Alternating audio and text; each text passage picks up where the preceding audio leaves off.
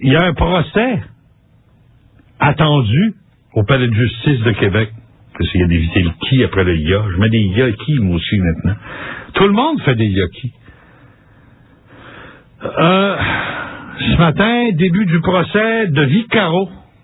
Qui n'a pas vu, fréquenté ou encouragé ce commerce dans le Vieux-Québec, Vic Caro? Quand j'étais petit cul, moi, qu'on allait à l'école, on achetait des breloques Vic Caro à nos blondes. Des petits bijoux de qualité tout à fait appréciable. C'était toujours un peu original.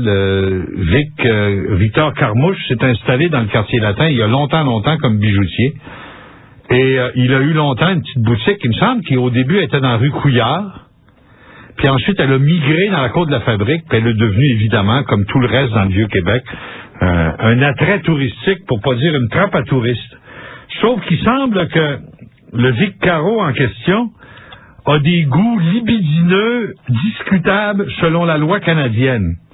Dans le pays d'où il vient, peut-être que c'est normal de s'acheter des petites filles. Il semble qu'au Québec, au Canada, c'est moins bien vu.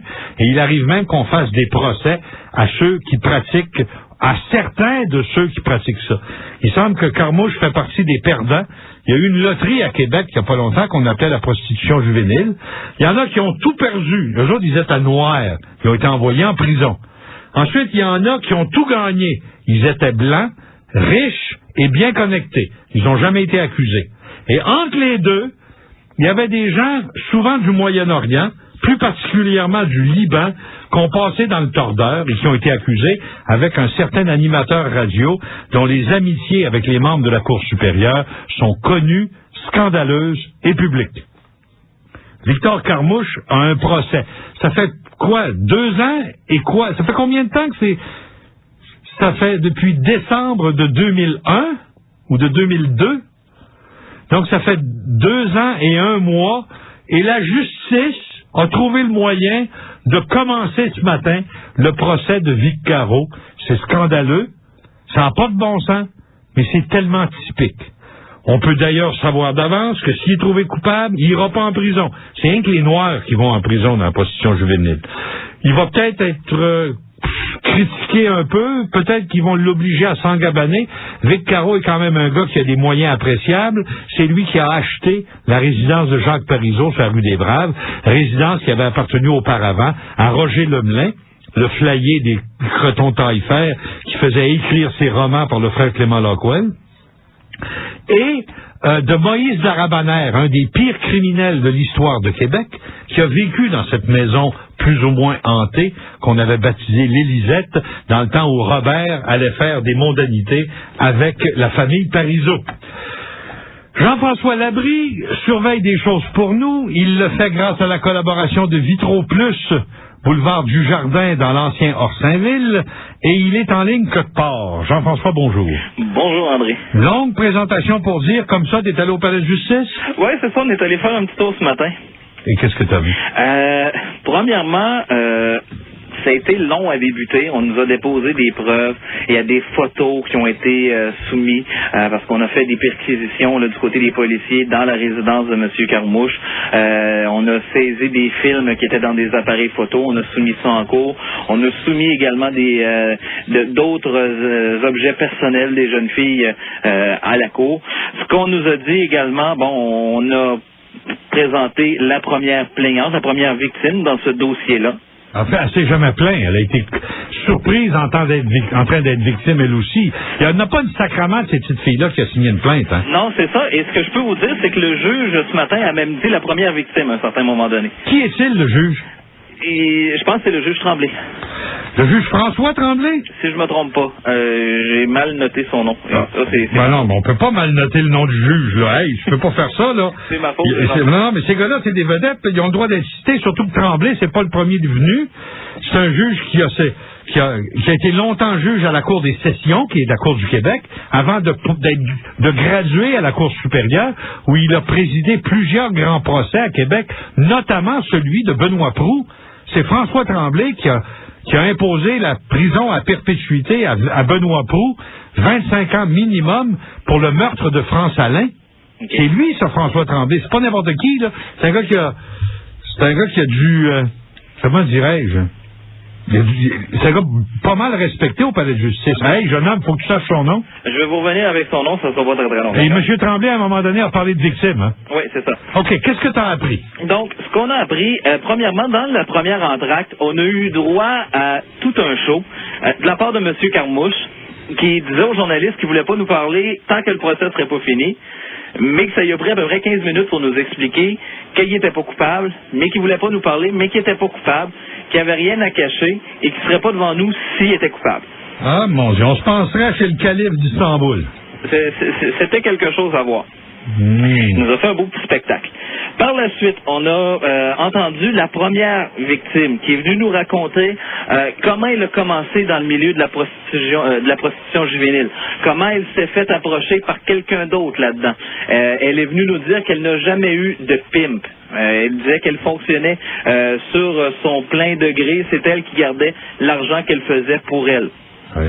Elle est venue nous dire cependant par la suite qu'elle avait été mise en contact par avec monsieur Carmouche par le biais d'une autre personne qui a déjà été dans ce réseau-là et qui a déjà subi un procès. Okay. Et qui a été reconnu plus ou moins coupable, qui a su quelques petites claques sur les doigts. Donc, elle est venue nous raconter ça. Elle est venue dire qu'elle est allée à au moins 4 reprises dans la résidence de 1080 des Braves. La résidence du premier ministre du Québec, autrefois, là. On parle pas de n'importe quoi, on parle de l'Élisette, là. C'est ça. Ouais. On parle de l'ancienne maison de Moïse Darabanère, l'ancienne maison de Roger Lemelin, puis l'ancienne maison de Jacques Parizeau. C'est ça. Elle est passée des petites filles, là. Elle n'a jamais été en mesure de nous dire quelle était l'adresse exactement, mais elle nous a bien situé la maison sur l'avenue des Braves. Devant le consulat de France. C'est ça. Ouais. Ce qu'on sait, c'est qu'elles ont, parce qu'il a été mise en relation hier, que lorsqu'elle s'est présentée, en fait, le soir qui est jugé comme étant le soir où elle a été prostituée envers monsieur, où elle a été abusée par monsieur Carmouche, elle a été suivie par les policiers de la ville de Québec, qui étaient déjà en train d'effectuer une filature sur la rue Saint-Jean. Ils l'ont suivie, elle et trois autres jeunes filles. Ça a débuté vers 19h à l'avant de la maison de la rue des Braves. Et à 23h15, quand les policiers ont quitté, elle n'avait toujours pas quitté la résidence. Oui. Est-ce que c'est une jeune fille qui a témoigné dans d'autres procès, ça? Non. C'est la première fois qu'on la voit. Pour l'instant, oui, c'est la première fois qu'on la voit. Donne-moi pas de nom, mais est-ce qu'elle identifie d'autres clients qu'elle a eus? Elle n'a identifié aucun autre client. Est-ce que qui est procureur de la Couronne? C'est, Maître Carla. Voyons, j'ai encore un blanc de mémoire. Carla quelque chose? C'est ça. Pour revenir au juge... Attends un peu, là, c'est parce que j'ai des questions, moi, là. OK, oui, allez-y. Carla Chose, là, qui est procureure de la Couronne, est-ce qu'elle l'a questionné sur les autres clients qu'elle a eus et qui ont peut-être pas encore été accusés par la Couronne à Bellemare puis à Dupuis? Non, on n'a posé aucune... On évite ça comme faux, hein? C'est ça, on n'a posé aucune question concernant les autres... On n'a pas parlé d'humoriste? Non, on n'a pas parlé d'humoriste. OK, donc, le ministère de la Justice du Québec, par sa représentante Carla Machin, continue d'éviter soigneusement les dossiers qui ont été escamotés sous Marc Bellemare et sous Dupuis. C'est ça. Les dossiers Scorpion avortés ne sont jamais évoqués par la Couronne pour mentionner les autres clients non accusés que cette jeune fille-là aurait servi comme elle a servi Carmouche. Ce qui permettrait à l'avocat de Carmouche de dire pourquoi Carmouche est accusé, puis un tel propriétaire de telle maison de commerce n'est pas accusé, puis un tel humoriste n'est pas accusé, puis un tel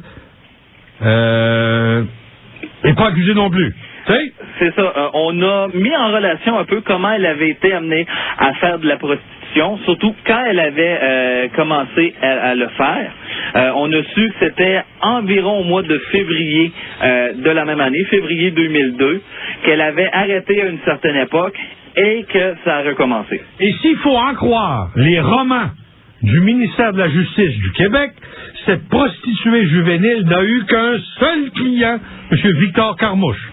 C'est ça. Ben, de ce que nous a amené aujourd'hui, on nous a amené qu'un seul client. C'est ça. Et la procureure de la Couronne n'a jamais posé la question sur d'autres clients. Erika Porter, Erika Porter. Oui, je la vois encore. Elle a un profil intéressant. Donc, la belle Madame Porter a jamais questionné sa victime sur quel autre restaurateur, tenancier de bar, homme d'affaires, qui ait pu être également client de la même jeune fille. Il y a juste Carmouche d'accusé, pas les autres. Ce qu'on nous a mis en relation, c'est qu'à un certain moment donné, la victime a utilisé le téléphone cellulaire d'un des accusés, mais on nous a pas demandé quel était son lien avec lui. D'un autre accusé? D'un autre accusé. OK. Mais on n'a jamais parlé d'autres clients que Carmouche. S'il faut en croire les romans des contes des 1001 nuits du ministère de la Justice du Québec, cette jeune femme-là n'a eu qu'un seul client, Victor Carmouche. Ça ne devait pas être grasse, hein? Non, c'est ça. Selon la poursuite, aucun autre client. Que c'est mignon. Puis ils pensent qu'on croit ça, eux autres. Ouais. Et ce qu'on était en train de nous emmener du côté de la défense, c'était de savoir combien elle chargeait. Je pense qu'on va y aller avec le nerf de la guerre, parce qu'on nous avait, la jeune fille nous a dit qu'elle n'avait pas de tarif préétabli, que ça allait selon le bon vouloir de ses clients. Et là, on nous emmenait là-dessus à savoir, bon, est-ce que tu as eu un pimp? Est-ce que tu as eu des relations avec certains des pimps? Est-ce qu'on la tutoie? Non, on la vous voit. OK. On y va rester. Non, ça m'a fait peur, là. Sauf que, bon, je peux vous dire qu'au début, la jeune fille était vraiment pas sûre d'elle. Elle était sanglotante. Et ce que je peux vous dire sur le juge, c'est que c'est le même dans le cas de Salim Chouari. Le juge? Oui, c'est le même. Oui, et le juge François Tremblay? C'est ça. Et on peut aussi dire que le juge Tremblay aurait pu les faire tous ces procès-là à Québec, puis que lui, il n'a jamais sorti avec Robert Gilet. C'est pas un des juges qui a sorti avec Robert Gilet. C'est drôle, hein? Ça donne que les deux qui ont sorti avec Robert Gilet, on les voit plus depuis quelques semaines. C'est des hasards comme ça. Mais, pour le moment, est-ce qu'il y a d'autres victimes qui vont témoigner? On a un autre témoignage qui va être entendu. Cet après-midi, on va terminer le contre-interrogatoire de la première victime. Et il y a d'autres personnes qui vont être entendues au cours probablement de l'après-midi ou de l'avant-midi. Et j'ai hâte de voir si le ministère, par Mme Porter, va questionner les autres victimes sur d'autres clients qu'on a négligé d'accuser jusqu'à maintenant. Des gars qui se sont achetés la liberté, soit parce qu'ils sont des bons souscripteurs politiques, soit parce qu'ils ont des bons amis. Sans donner de nom, si on nous dit ou si on nous fait des relations, je vous le dirai, promis. Ben oui. Puis tu pourrais... Ce qui m'amuse... Qui défend Carmouche? C'est un monsieur Baudry. Maître Baudry, lui, il questionne pas là-dessus?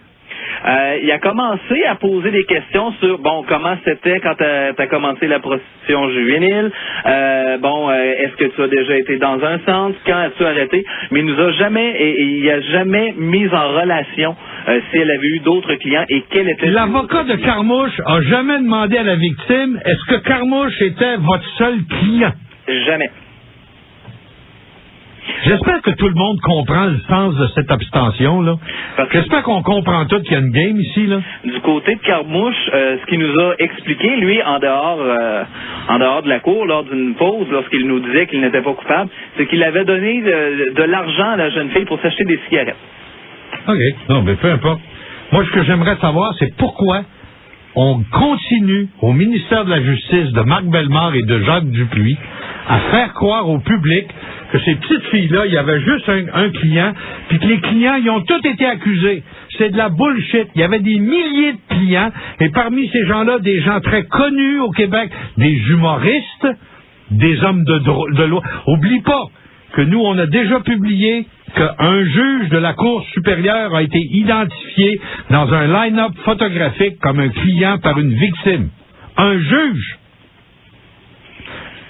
Eh oui. Merci, salut. Hey, bonne journée. Jean-François Labrie, grâce à Vitro Plus sur le boulevard du Jardin. La comédie continue.